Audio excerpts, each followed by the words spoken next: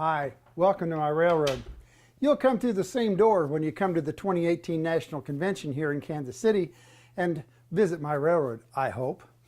And one thing that I had was a little bit of a problem. I have made the Kansas City bottoms that I've talked about many times before. I have the buildings running almost all the way around the layout except for my door.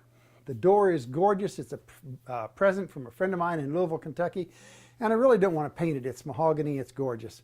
And besides that, it sets back in. It would kind of destroy the illusion that I have with the rest of the buildings. So what to do? Well, my solution was to try and make some kind of a background that would cover it over.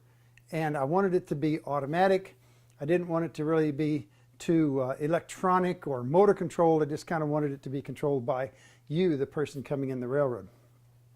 So what I did as a modeler is I decided to make a model of my problem.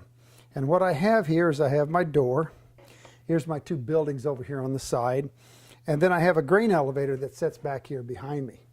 And I have my lift out here, which is movable and swings down, lift shelf, whatever you want to call it, comes down here and completes my track work across the railroad here. So what I came up with was the idea that my background would slide across. And my controller mechanism here is the part that makes it work. How to hide that? Well, I made a fence out of that. I always give credit to Bob Brown because he was an absolute genius, I think, at hiding the joint between your layout and the background seating. He uses fences a lot. And this was a really good idea. So my control arm here is a big long length of fence. My grain elevator then slides across.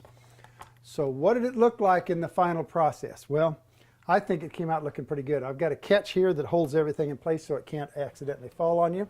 And when you go to release this, the weight of the shelf pulls it down, pulls my background across, and now as you can see I have a seamless background all the way around, and my mechanism is hidden by the smaller grain elevator here in front of my larger one. How did I accomplish it? Well, I went to the hardware store and I found one of those tracks like they hang double doors with. And that worked great. What I did was I cut it in half and I mounted it to the wall behind this grain elevator. It's hiding some of the track back there behind. And then I took my wheels, the rollers, and I put those on my background that's sliding here so that they're riding on this section back here. This section, of course, is just hanging out as this comes across. And my control arm is just a real thin piece of aluminum that I covered over with my fence material so that you wouldn't see it. And everything works absolutely like a champ. I have been really happy with the way that background slides back and forth.